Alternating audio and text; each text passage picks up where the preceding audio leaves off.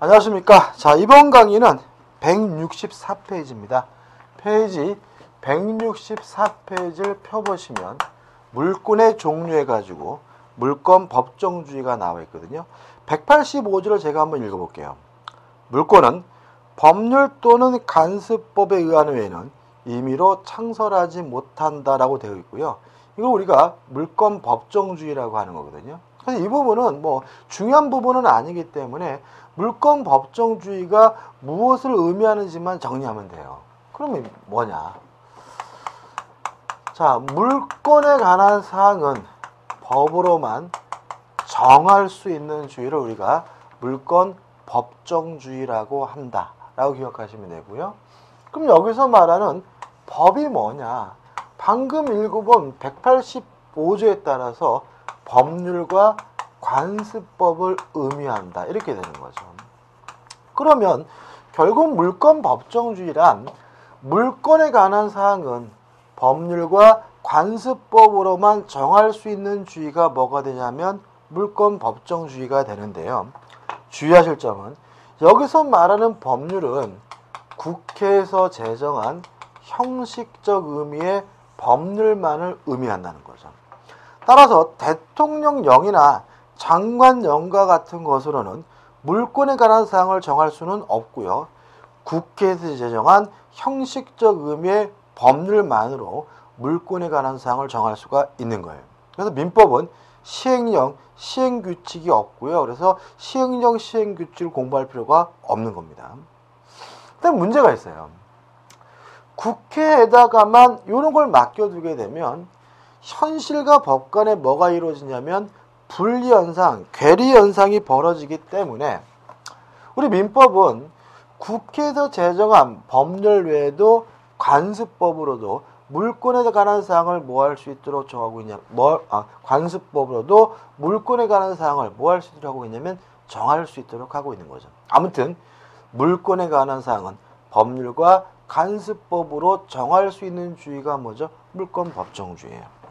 그 다음 이제 뭘 정하느냐? 두 가지를 정해요. 종류를 정하고 내용을 정합니다. 따라서 법률과 관습법 외에는 다른 방법으로는 새로운 물권을 만들 수가 없기 때문에 이걸 우리가 종류가 강제된다고 하고요. 또 법률과 관습법이 정하고 있는 내용도 지켜야 하기 때문에 내용이 강제된다고 해요. 따라서 종류가 강제가 된다는 말은 법률과 관습법 외에는 다른 방법으로는 새로운 종류의 물권을 만들 수가 없고요. 만들더라도 무효가 되고요. 내용이 강제가 된다는 말은 법률과 관습법으로 정하고 있는 내용을 지켜야 된다는 말이고 위반하면 뭐가 되냐면 무효가 돼요. 따라서 우리가 지금 보고 있는 물권법의 대부분의 규정은 위반하면 무효가 되는 강행 규정이 되고요. 물권법의 규정이 강행 규정인 이유는 뭐 때문이냐면 물권 법정주의 때문에 그런 거예요. 여기까지 기억하시면 돼요. 정리해볼까요? 물권에 관한 사항은 법률과 관습법으로만 정할 수 있는 것이 물권 법정주의인데 뭘 정하느냐? 법률과 관습법으로 종류를 정하고 내용을 정하고요.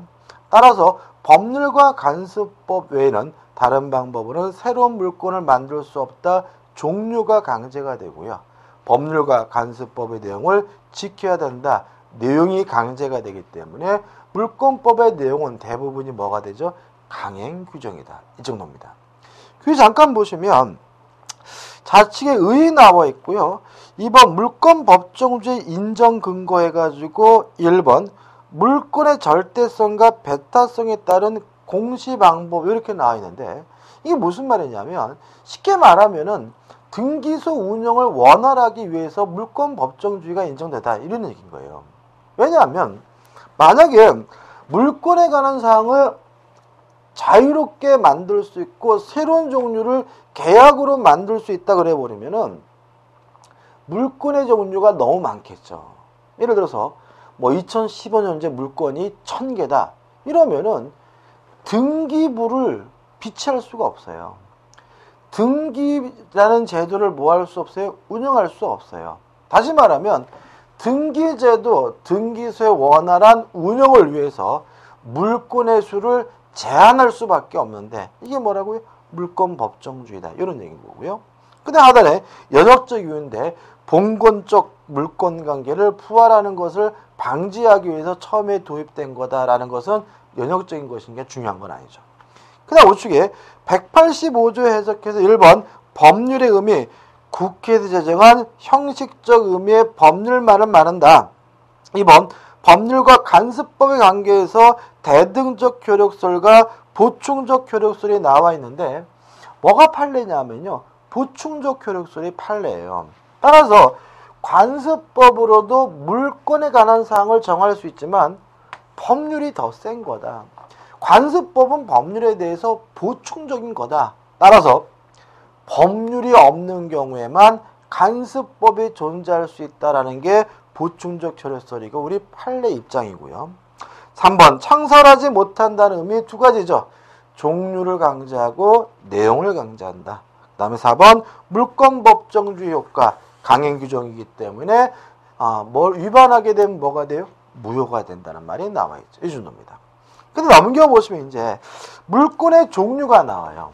그러면 법률이 인정하는 물권이 있을 것이고 관습법이 인정하는 물권이 있을 텐데 우리는 지금 민법 시간이니까 법률 중에서 민법이 인정하는 물권에 대해서 우리가 신경을 쓰면 되는데 교재 166페이지 상단에 박스로 정리되어 있잖아요. 요것만 이제 우리가 관계를 좀 보자고요. 앞으로 우리가 배울 것들이란 말이에요. 자, 우리 민법은 물권을 점유권과 본권으로 나누고 있죠. 그죠? 그림 보시면. 그 다음에 본권 중에 가장 대표적인 것은 뭐예요? 소유권이잖아요. 이 선문이면. 자, 이게 무슨 말이냐면 사실상 지배를 하고 있다면요. 이유를 묻지 않고 당연히 인정되는 권리를 점유권이라고 하고요. 사실상 지배를 정당화시켜주는 이유를 본권이라고 합니다. 관계가 좀 중요합니다. 다시 한번요. 훔쳤든 뺏었든 사실상 지배만 하고 있으면 당연히 인정되는 권리가 뭐예요? 점유권이고 이러한 사실상 지배를 정당화시켜주는 이유를 우리가 뭐라 그래요? 본권, 소유권이라 한다. 이런 얘기잖아요. 제가 지금 안경을 쓰고 있습니다. 그럼 저는 이 안경에 대해서 사실상 지배를 하고 있기 때문에 뭐가 있는 거예요? 점유권이 있는 거예요. 근데 제가 안경을 쓰고 있는 이유는 뭐냐면요. 돈 주고 샀거든요. 정당화시켜준 이유는 뭐가 되죠? 소유권이 되는 거죠. 근데 만약에 제가 안경을 훔쳤어요. 그래도 사실상 지배를 하고 있기 때문에 저는 뭐가 있는 거냐면 점유권이 있는 거고요. 다만 훔쳤기 때문에 소유권이 없다, 정당화시켜주는 이유가 없는 거예요. 관계 아시겠죠? 다시 한번요. 훔쳤든 뺏었든 샀든 사실상 지배를 하고 있으면 당연히 인정되는 권리가 뭐예요? 점유권이고 이러한 사실상 지배를 정당화시켜주는 이유를 뭐라 그래요? 본권이라고 한다. 꼭 기억해 두시기 바라고요. 그 다음에 소유권이라는 권리는 뭐냐면요. 물건을 사용하고 수익하고 처분할 수 있는 권리가 소유권이에요. 소유권이 되려면 사용, 수익, 처분 세 가지를 모두 할 수 있어야지만 소유권이고요. 세 가지를 다 하지 못하고 제한적으로 몇 가지만 하고 있다면 이게 뭐가 되냐면 제한 물권인 거예요. 특별히 세 가지를 다 하지 못하고 제한적으로 사용, 수익 두 가지만 할 수 있는 제한 물권이 뭐가 되냐면 용익 물권이고요. 지상권, 지역권, 전세권이 있고요. 세 가지 중 제한적으로 처분만 할 수 있는 제한 물권 우리가 담보 물권이라고 하고요. 유치권, 질권, 저당권이 있는 거예요. 여기까지 이해되실 텐데 다만 담보물권은 처분만 할 수 있는 권리다란 말이 이해 안 되실까 봐 말씀드리면 자 이런 얘기입니다. 담보물권 중에 가장 전형적인 것이 저당권이잖아요. 제가 은행에서 대출을 받고 제 아파트에 저당권을 설정했어요. 그러면 그 아파트는 누가 사용 수익하는 거냐면 제가 하는 것이지 저당권자인 은행이 사용 수익하는 것은 아닌 거죠. 그럼 그 은행은 뭐하러 제 아파트에다 저당권 설정했느냐? 제가 돈을 안 갚으면 경매하려고 설정하는 거죠. 다시 말하면 저당권은 사용 수익하기 위한 권리가 아니라 경매하기 위해서 처분하기 위한 권리이기 때문에 제한물권은 뭐가요? 담보물권은 처분 권능을 지배하는 것이죠. 종류는 뭐예요? 유치권, 질권, 저당권인 거죠. 우리가 하나씩 봐야 되겠죠. 그 다음에 이제 우측에 보시면 민법 이외의 법률이 인정하는 물권이 나오는데 보실 필요 없겠죠. 우리는 민법 하기도 버거운 사람들이잖아요. 그죠? 보실 필요 없고 만약에 민사특별법 내용 중에 시험범위라면 뒤에서 볼 거니까 신경 쓸 필요가 없고요. 그 다음에 간습법상 물권 해가지고 두 가지 물권이 나와 있는데 이거 중요해요. 분묘기재권과 간습법상 법정지상권은 중요한데 이건 우리가 해당 부분에서만 볼 거예요. 그죠? 걱정하지 마시고 넘어갑니다. 넘어오면 이제 물권에 효력해가지고 청설 나와 있고 2번 우선적 효력이란 말이 나와 있어요. 일단 이 부분도 일단 시험 문제 풀기 위한 결론은 제가 정리해 드릴 건데 먼저 우리가 개념을 좀 생각해 볼 필요가 있어요. 어떤 개념이냐면 일단 물권은 우선적 효력이 있어요. 이에 반해서 채권은 우선적 효력이 없어요. 그럼 여기서 생각해 볼 것이 그러면 채권이 우선적 효력이 없다라는 말은 열등하다는 말이냐? 아니라는 말이에요. 채권은 우선적 효력이 없다라는 말은 평등하다는 말이고요. 이걸 우리가 채권자 평등의 원칙이라고 하는 거예요. 그러면 물권에 우선적 효력이 있다는 말은 평등하지 않다는 말이에요. 다시 말하면 우열이 존재하는데 이걸 우리가 우선적 효력이라고 하는 거예요. 자, 그래서 우리 앞으로 우선이라는 말이 나오면 우선한다라고 받아들이지 마시고요. 우선할 수도 있고 열등할 수도 있다. 우열이 있다라는 의미로 받아들이셨으면 좋겠어요. 예를 들어 가지고 저당권은 우선 변제권이 있다 그러면 우선해서 돈을 받는다는 말이 아니라 우열에 따라서 순서에 따라서 돈을 받는다는 뜻이 되는 거예요. 자, 물권은 우선적 효력이 있습니다. 따라서 뭐가 있냐면 우열이 있어요. 채권은 우선적 효력이 없습니다. 따라서 채권은 우열이 없어요. 평등해요. 그래서 교재 보시면 2번 우선적 효력해서 1번 채권에 우선하는 효력이 나와 있고 우측에 2번 물권상호간에 우선적 효력이 있는데 이 우측에 맨 위에 그 문장을 좀 더 쉽게 바꾸면 이렇게 됩니다. 물권상호간에 우열 이렇게 바꾸면 되는 거예요. 그래서 앞으로 우리는 우선적 효력하면 뭐라고요? 우열이 존재한다, 순서가 존재한다라고 정리하시기 바라고요. 교재는 좀 자세히 쓴다고 써놨지만 실제로 여러분들이 문제를 풀기 위해서는 이렇게만 기억하시면 돼요. 지금 뭘 설명드릴 거냐면 우열이죠. 순서가 어떻게 결정되느냐. 원칙. 성립된 순서에 따릅니다. 이게 원칙이에요. 따라서 먼저 성립한 물권이 우선하고요. 늦게 성립한 물권은 열등한 겁니다. 이게 원칙이죠. 예외라는 말은 성립 순서와 상관이 없다는 말이에요.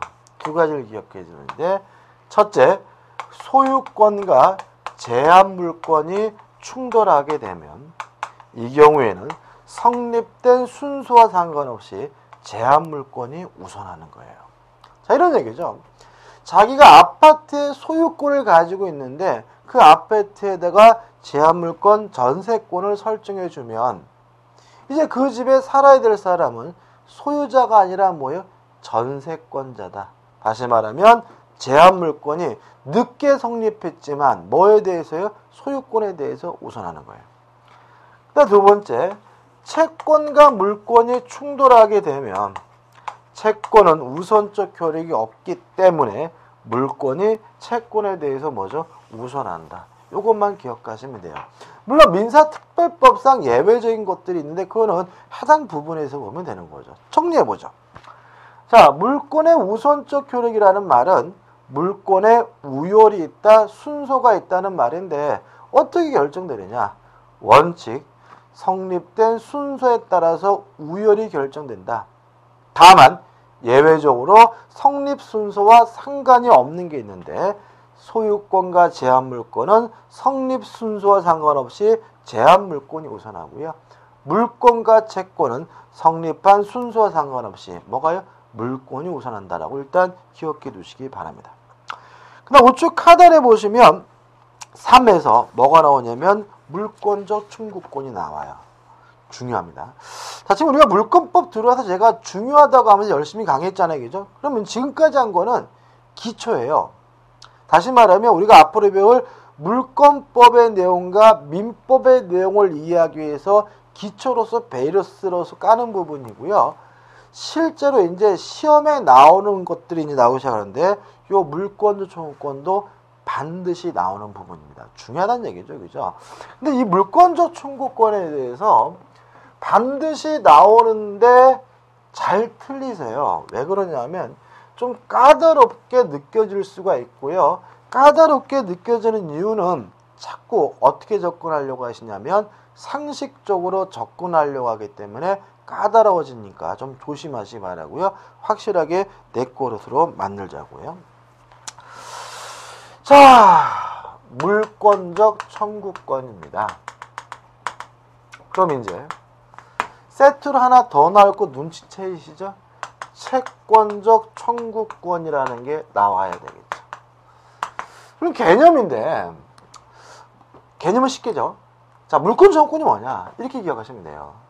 물권으로부터 발생하는 청구권이 물권적 청구권인데 종류는 누가 가져갔으면 돌려다오 반환을 청구할 수가 있고요.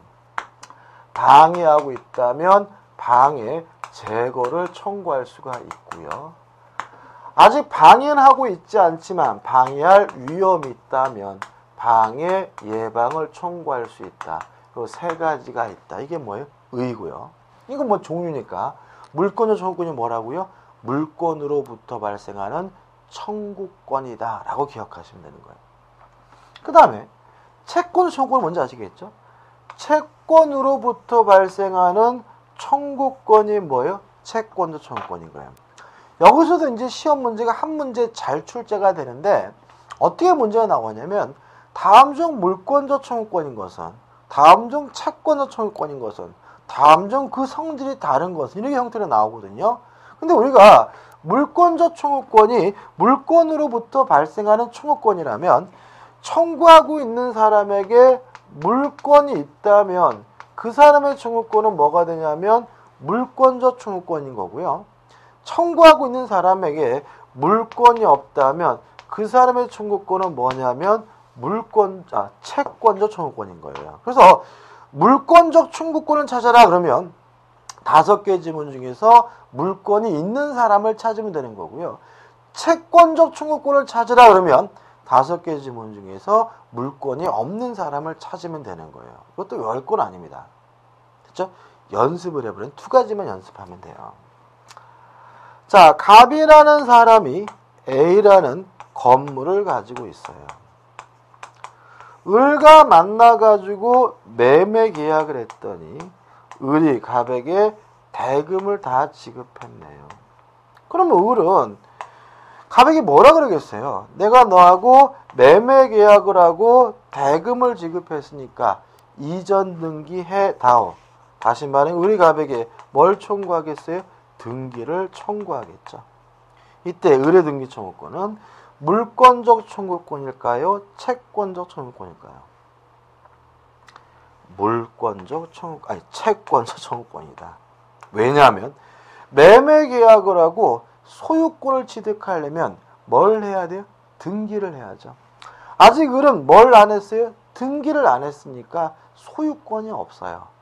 물권이 없어요. 따라서 이 사람의 청구권은 뭐가 되는 거죠? 채권적 청구권이다. 이렇게 되는 거죠. 이에 반해서 갑이 을과 만나가지고 매매 계약을 하고요. 갑이 을에게 이전 등기를 해준 후에 갑이 을과의 매매 계약을 사기였다는 이유로 뭘 했냐면 취소를 했어요. 그러면 이 매매 계약이 소급적으로 무효가 되고요. 무엇도 무효가 되냐면 등기도 무효가 되죠. 그러면 갑의 입장에서 을의 등기는 무효인 등기, 잘못된 등기니까 갑은 을에게 네 등기 무효니까 말소해달라고 등기를 청구하겠죠. 이때 갑의 등기 청구권은 물권적 청구권이겠죠. 왜요? 을의 등기가 무효면 누구 거요? 갑 거죠. 갑에게 뭐가 있습니까? 소유권, 물권이 있으니까 이때 갑의 등기 청구권은 뭐가 돼요? 물권적 청구권이고 아주 잘 냅니다. 따라서 이런 행동은 절대 하시면 안 돼요. 이전 등기는 채권적 청구권, 말소 등기는 물권 청구권 이런 건 안 되는 거예요. 명칭이 어떻든 간에 물권이 가지고 있는 사람이 청구하고 있다면 그 사람의 청구권은 물권적 청구권이고요. 물권이 없는 사람이 청구하고 있다면 그 사람의 청구권은 뭐가 되는 거예요? 채권적 청구권인 거예요. 됐죠? 꼭 기억해 두시기 바라고 개념입니다. 자, 여기 보시기 바라고요. 하단의 인정 근거에서 이론적 근거니 넘겨보시면 법적 근거니 나와 있는데 큰 의미는 없고요. 한번 쭉 읽어보시고요. 그 다음 2번에서 뭐가 나오냐면 성질이 나와요. 자, 지금까지 뭐였냐면 물권적 청구권은 물권으로부터 발생하는 청구권이다. 이거 있잖아요. 그죠? 자, 그러면 물권적 청구권은 물권일까요? 채권일까요? 채권입니다. 자, 왜냐하면 누가 물건을 가져갔어요. 그러면 반환을 청구할 수 있죠. 누구한테 반환을 청구하는 거예요? 가져간 사람에게. 따라서 물권적 청구권은 물건에 대한 권리가 아니라 사람에 대한 권리다. 대인권이고요. 또 지금 이 사람에게 물권적 청구권이 있다 그래서 만족이 생기나요? 그것도 아니에요. 반환 청구했을 때 만족이 생기려면 그 사람이 돌려줘야, 반환을 해줘야 그때 비로소 뭐가 생기는 거예요? 만족이 생기는 거니까 이것은 직접 지배권이 아닌 거죠. 따라서 직접 지배권도 아니고 물건에 대한 권리가 아니라 사람에 대한 권리라는 말은 물권적 청구권은 물권이 아니라 뭐죠? 채권인 거예요. 그러면 쉽게 말하면 결국 물권으로부터 발생하는 청구권, 물권으로부터 발생하는 채권인 거예요. 그래서 우리 통설은 이것이 순수한 채권이냐, 이 문제에 대해서 순수한 채권은 아니고 특수한 채권이다라고 이해하는 것이 우리 뭐죠? 통설의 입장입니다. 왜요? 물권으로부터 그 채권이 뭐하고 있어요? 발생하고 있기 때문에. 자, 순수한 채권이 아니라 뭐라고요? 특수한 채권이에요. 따라서 채권이긴 하지만 무엇도요? 물권적 성질도 아울러 가지고 있는 거예요. 자, 물권적 성질에 대해서는 물권과 절대로 분리될 수가 없다라고 기억해 두시면 되는 거예요. 자, 물권적 청구권은 물권적 성질이 있는데 무엇과 분리될 수 없어요? 물권과 분리될 수가 없어요. 왜냐하면 물권적 청구권이 없는 물권은 존재 가치가 없기 때문에 그렇습니다. 이런 얘기죠. 누가 제 카메라를 가져갔어요? 근데 그 가져간 사람에게 제가 카메라를 돌려달라고 반환 청구할 수 없다면 그 카메라에 대한 소유권은 아무런 의미가 없는 거예요. 따라서 이 물권자 청구권은 물권자가 반드시 가지고 있어야 될 본질적인 것이기 때문에 절대로 물권과 물권자 청구권은 뭐 될 수 없어요? 분리될 수가 없는 거예요. 따라서 물권자 청구권은 뭐에 걸리지 않냐면 소멸시에 걸리지도 않아요. 이해되시죠? 자, 만약에 제가 소유권은 있는데 물권자 청구권이 소멸시에 걸려서 없다면 또다시 의미가 없는 소유권이 되잖아요. 다시 말하면 물권자는 반드시 뭘 가지고 있어야 돼요? 물권자 청구권을 가지고 있어야 되기 때문에 물권과 물권 청구권은 분리될 수 없다. 물권자 청구권만 따로 뭐에 걸릴 수 없는 거예요? 소멸시에 걸릴 수가 없는 거예요. 여기까지입니다. 규제 보시면 성질해가지고 1. 물권자 청구권의 특질해가지고 특수한 청구권이라는 말은 특수한 채권이라는 말이에요. 따라서 기본적으로는 채권이지만 물권적 성질도 아울러 있는 뭐죠? 특수한 채권인데 나번 절대로 물권적 청구권은 물권과 뭐 될 수 없어요? 분리될 수가 없는 거고요. 답은 물론 물권적 청구권과 채권적 청구권이 충돌한다면 기본적으로 물권적 청구권이 우선될 수가 있고요. 2번 물권적 청구권은 뭐에 걸리지 않습니까? 소멸시에 걸리지 않는다까지 설명드린 거죠.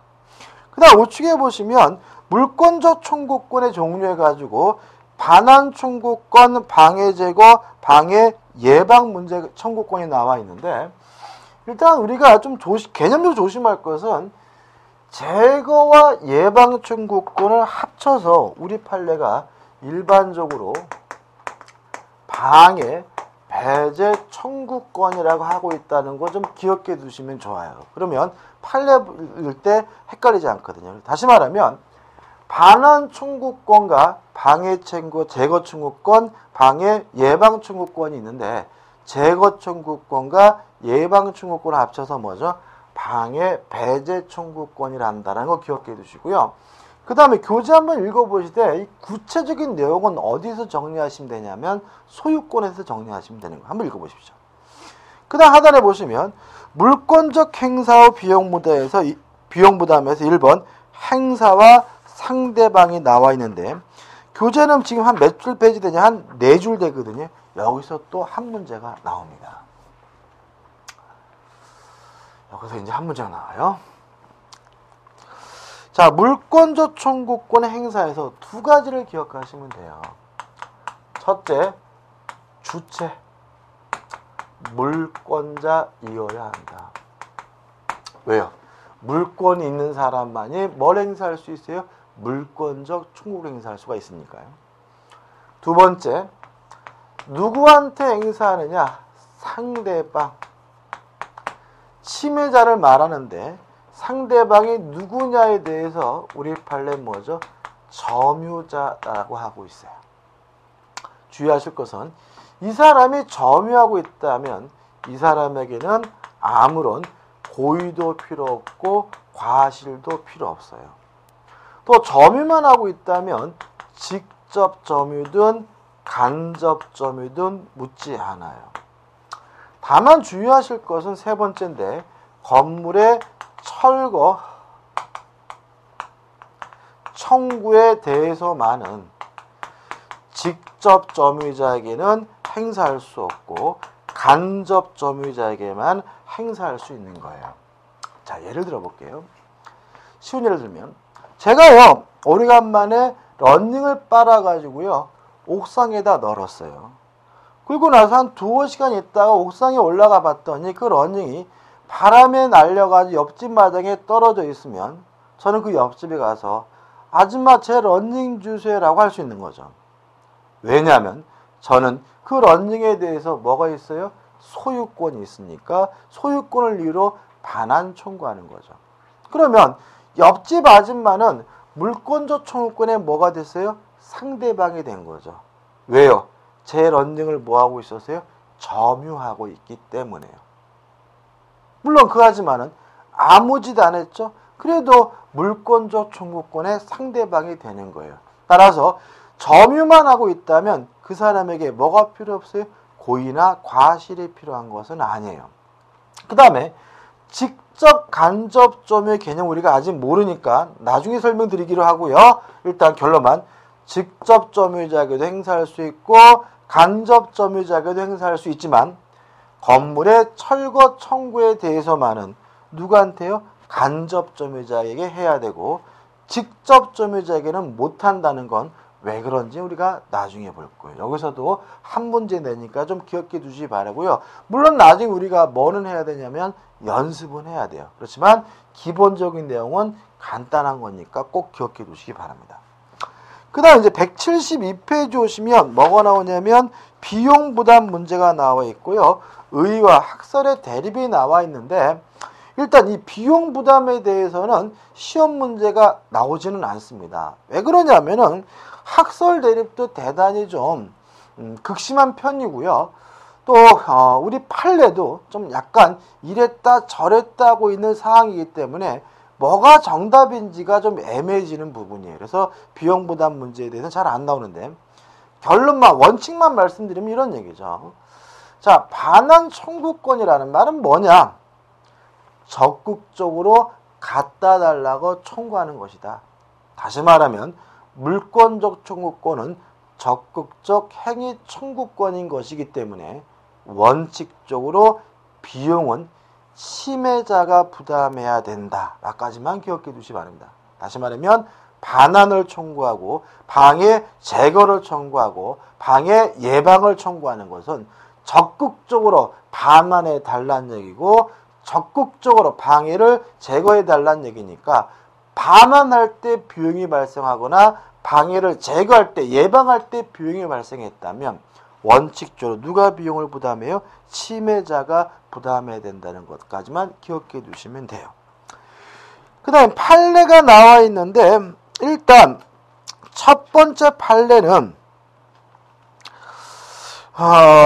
물권적 청구권의 주체는 물권자이어야 한다는 말이에요.